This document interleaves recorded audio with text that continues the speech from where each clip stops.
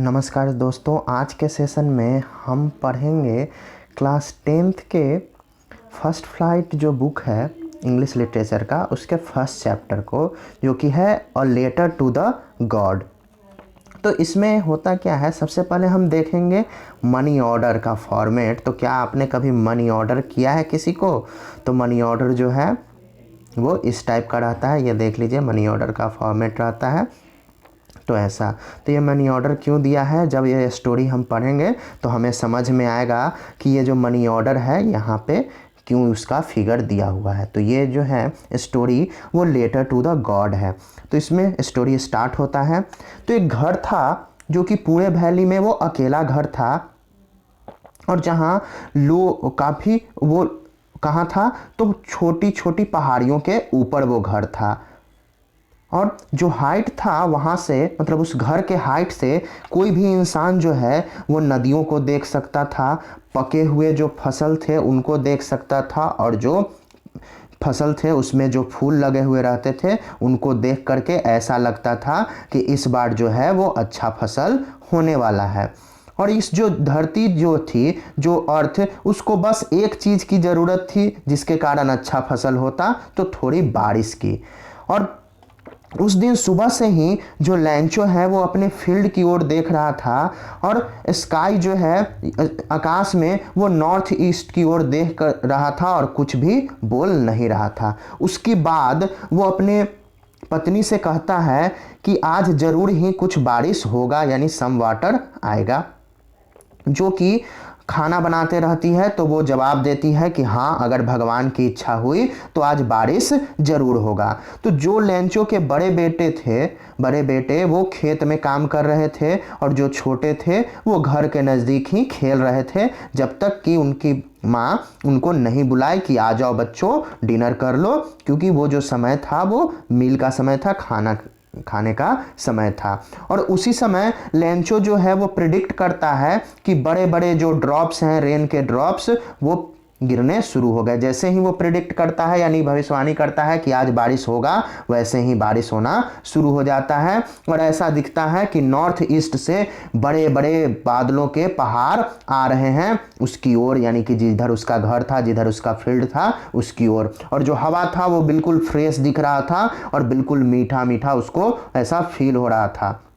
और जो लैंचो था वो बिना किसी रीजन के, कोई बिना दूसरे रीजन के घर से बाहर निकलता है, ताकि वो अपने शरीर पे बारिश की बूंदों को महसूस कर सके। और उसके बाद जब वो लौटता है तो वो बोलता है कि ये जो बारिश की बूंदें हैं आकाश से जो आ रही हैं, ये वास्तव में बारिश की बूंदें नहीं हैं, ये हमारे लिए नए नए सिक्के हैं। और जो बड़े बड़े जो बूंदें हैं वो 10 सेंट के बराबर हैं, और जो छोटे हैं वो 5 सेंट के बराबर, क्योंकि वो सोचता है कि अगर बारिश होगा तो फसल तो उसका अच्छा ही होगा।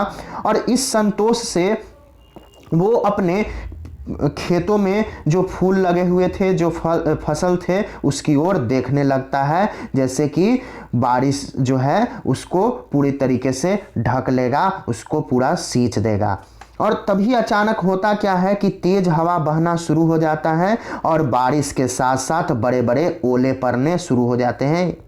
और जो वो सोचा था कि जो बारिश की बूंदें हैं वो उसके लिए क्वाइन है, और वैसा ही लगने लगता है। जो ओले रहते हैं वो लगते हैं कि सिल्वर क्वाइन, नए नए सिल्वर क्वाइन गिर रहे हैं। और जो छोटे बच्चे रहते हैं उसके घर के, वो बाहर जाते हैं बारिश में, और उन फ्रोजन पीरल्स को, यानी जो जमे हुए मोती जैसे जो बर्फ दिखते हैं, उनको चुनना शुरू कर देते हैं। और अब जो था वो बिल्कुल उसके लिए बुरा हो रहा था। लेंचो एक्सक्लेम करता है और वो बोलता है कि मैं आशा करता हूं कि ये जल्दी ही ख़त्म हो जाए। लेकिन जो ओले गिरने थे वो जल्दी ख़त्म नहीं होते हैं, लगभग 1 घंटे तक ओला गिरते रहता है, बारिश होते रहती है। और होता क्या है कि उसके घर के पास, उसके बागीचे, पूरा जो हिल साइड था, पूरा जो उसका कॉर्न का फील्ड था, और ऐसा कहा जाए कि पूरे घाटी को वो ढक लेता है। पूरा खेत जो था वो सफ़ेद हो चुका था, जैसे कि वो नमक से ढक चुका है। पेड़ों पर एक भी पत्ते नहीं बचे थे, और जो उसका फसल था वो पूरी तरीके से बर्बाद हो चुका था। जो फ्लावर्स थे वो सब चले गए थे, यानी कि प्लांट से वो टूट करके नीचे गिर गए थे। अब जो लैंचो का जो आत्मा था वो दुख से भर जाता है। पहले जो वो खुश था, अब इस हेल स्टॉर्म के बाद वो दुखी हो जाता है। और जब स्टॉर्म चला जाता है तो वो अपने खेतों के बीच में खड़े होकर के अपने बेटे से बोलता है कि लोकस्ट एक तरीके का जो कीड़ा है उसका भी आक्रमण इससे अच्छा होता है, क्योंकि वो भी कुछ छोड़ देता है, लेकिन ये जो हेल है यानी कि जो ओला पड़ा है उसने तो कुछ भी नहीं छोड़ा, और इस साल हमारा कोई भी फसल नहीं होगा। और वह जो रात था वो बिल्कुल दुखी पूर्वक बिताता है, और जितना भी वो बोलता है कि जितना भी हमारा मेहनत था सब बेकार हो गया, और अब हमारी मदद करने वाला कोई नहीं है, हम सब इस साल भूखे रह जाएंगे।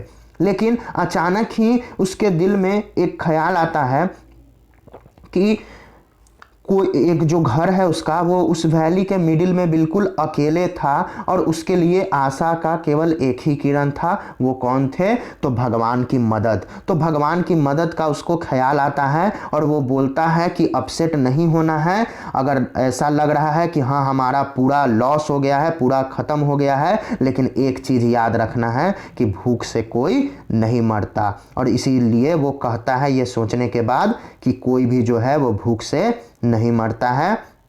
और पूरी रात लैंचो जो है वो भगवान की मदद के बारे में ही सोचते रहता है, जिसका कि वो कहता है कि जिसका कि आँख जो है वो सबको इंस्ट्रक्ट करता है, यानी सबको दिशा निर्देशित करता है, सब चीज़ देखता है। भले ही कोई इंसान अपने मन में भी अगर कुछ सोच रहा है तो भगवान उस चीज़ को भी देखते हैं। और लैंचो जो था वो एक ऐसा इंसान था जैसे बैल जैसा, इतना मेहनती था कि वो जानवरों जैसा अपने खेतों में काम करता था, लेकिन फिर भी वो लिखना जानता था।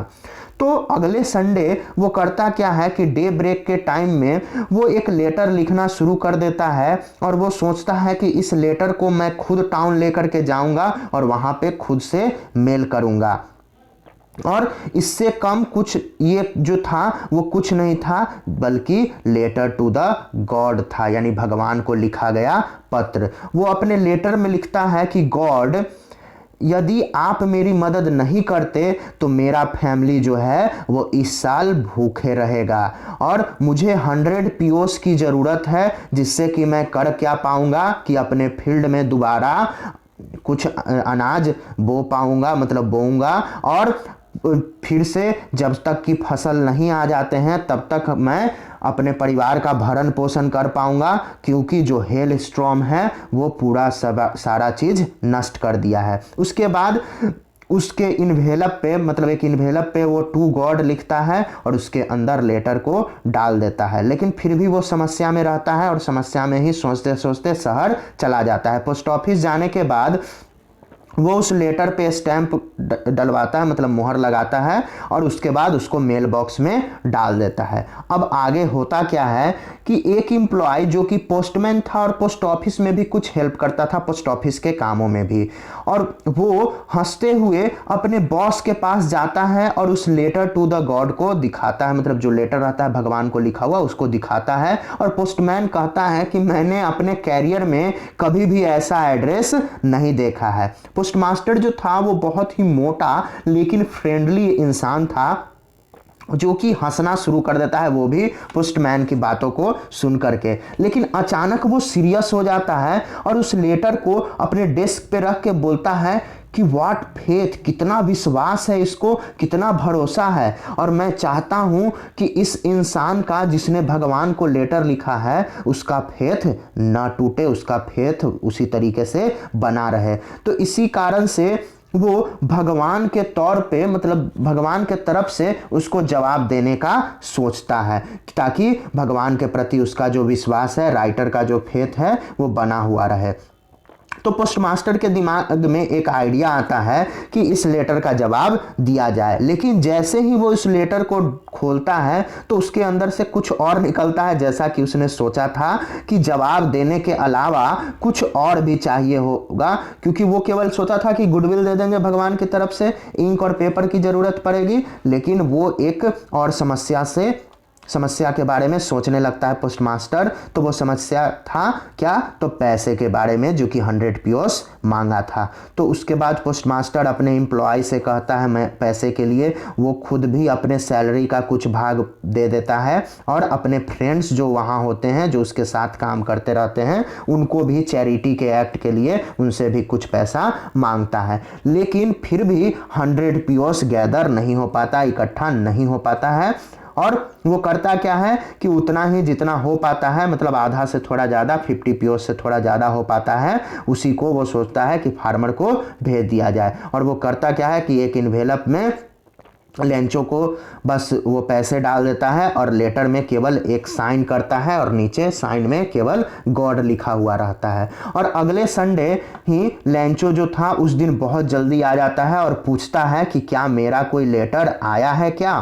तो पोस्टमैन जो रहता है वो खुद से उस लेटर को देता है, जबकि पोस्टमास्टर कहीं से वो देखते रहता है उस आदमी के विश्वास को, उसके सेटिस्फेक्शन को। तो लेंचो जो है वो थोड़ा सरप्राइज हो जाता है कि पैसे देख करके, और वो कॉन्फिडेंट रहता है कि हाँ मैंने जितने पैसे के लिए बोले थे उतना पैसा तो होगा ही। लेकिन जैसे ही वो उन पैसों को काउंट करता है वो गुस्सा हो जाता है कि भगवान जो है वो कभी भी गलती नहीं कर सकते हैं और किसी के रिक्वेस्ट को वो कभी मना भी नहीं कर सकते हैं। और अचानक लेंचो जो है वो विंडो पे जाता है, यानी कि पोस्ट ऑफिस के विंडो पे, और वहाँ से एक पेपर और इंक मांगता है और पब्लिक राइटिंग टेबल पे बैठ करके फिर से भगवान को वो लेटर लिखना शुरू कर देता है। और लेटर लिखते हुए वो ऐसा फील कराता है जैसे कि उसका जितना भी आइडिया है, जितना भी एक्सप्रेशन है, वो सबको उस लेटर में लिख देगा, पूरा वो प्रयास कर रहा है। और जैसे ही वो लेटर को फिनिश करता है फिर से विंडो पे जाता है, वहाँ से स्टैम्प खरीदता है, उसको लिख करता है जीप से चाट करके और उस लेटर पे, इन्वेलप पे उसके चिपका देता है। और उसी क्षण वो जाता है और मेल बॉक्स में डाल देता है। और जैसे ही मेल बॉक्स में अपना लेटर डालता है तो पोस्टमास्टर तो सोचते हैं कि भगवान को ये थैंक यू कहेगा, तो वो उसके लेटर को निकाल करके जैसे ही ओपन करते हैं तो उसमें लिखा हुआ रहता है god of the money that I asked for only 70 पीओस रीच्ड मी। यानी कि वो भगवान को लिखता है कि मैंने जो पैसे आपसे मांगे थे उनमें से केवल 70 पीओस ही मेरे पास पहुँचे, जबकि मैंने 100 पीओस की मांग की थी। तो बाकी जो बचा हुआ है वो भी मुझे भेज दीजिए, क्योंकि मुझे उसकी बहुत ज़रूरत है। लेकिन इस बार आप मेल से नहीं भेजिएगा, क्योंकि पोस्ट ऑफिस के जो एम्प्लॉय हैं उनमें बहुत सारे जो लोग हैं वो धूर्त हैं, वो कुछ पैसे रख लिए होंगे। और नीचे लिखता है लेंचो, यानी कि जो पोस्टमास्टर था उसका जो भरोसा था वो टूट चुका रहता है। तो यहाँ जो आपका फर्स्ट चैप्टर है वो समाप्त हुआ। प्लीज़ सजेशन ज़रूर दें। धन्यवाद।